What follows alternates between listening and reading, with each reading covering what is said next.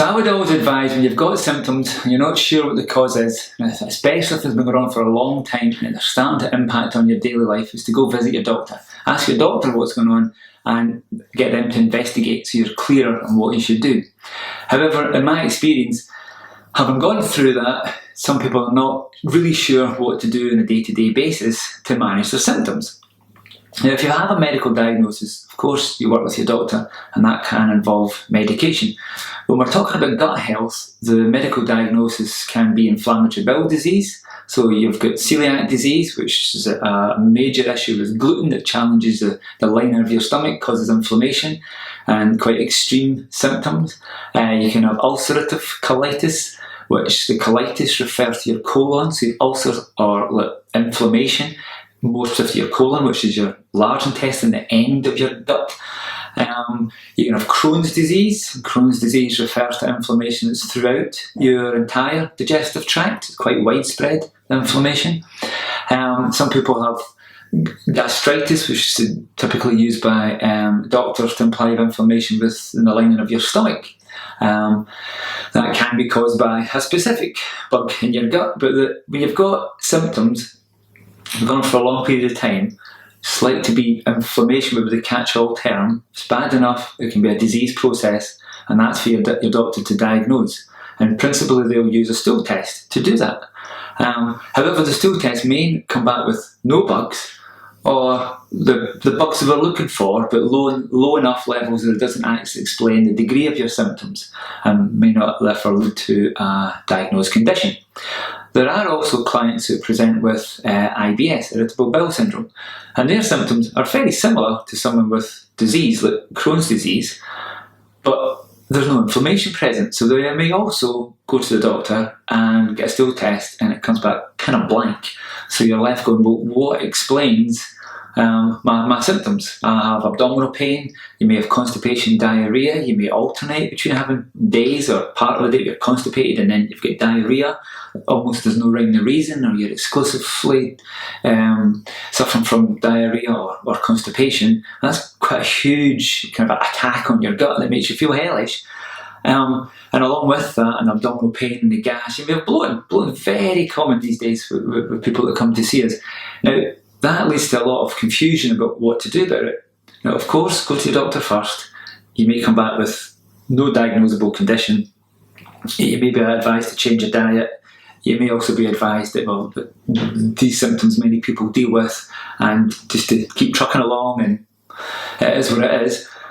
However, if you run a stool test that looks at bad bugs, what good bugs you've got, and also what opportunistic bugs, the kind of bugs that grow in your stomach off the back of you having long-term stress, that can give us information about how to change your diet. Whether you should have more fat in your diet, whether you should have less fat and therefore have more carbohydrate in your diet, should you rest your gut by having more of a plant-based diet for a period of time? Does some of that inflammation require the fats and the fatty acids and the fat-soluble vitamins like vitamin A and vitamin D that are more readily consumed through a meat-based or an animal-based diet?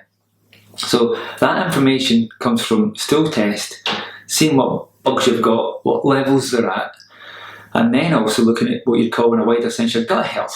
What inflammation, the level of inflammation you've got, whether there's a challenge in your immune system because of how severe it is and how long it's going on for, whether or not the kind of building blocks of your digestion, your stomach acid and your digestive enzymes, and also what's called your bile acids, the wee chemicals that your body makes to digest fats, also digesting carbohydrates and digesting proteins.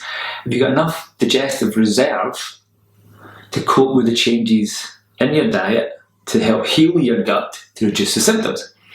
So running a stool test is detailed enough to look at bad bugs that can cause disease, opportunistic ones that grow off the back of these bad guys like H. pylori and Salmonella that you will have heard of, and opportunistic ones like Candida, Staphylococcus, Streptococcus, bugs that are supposed to be in there but not overgrow in high levels.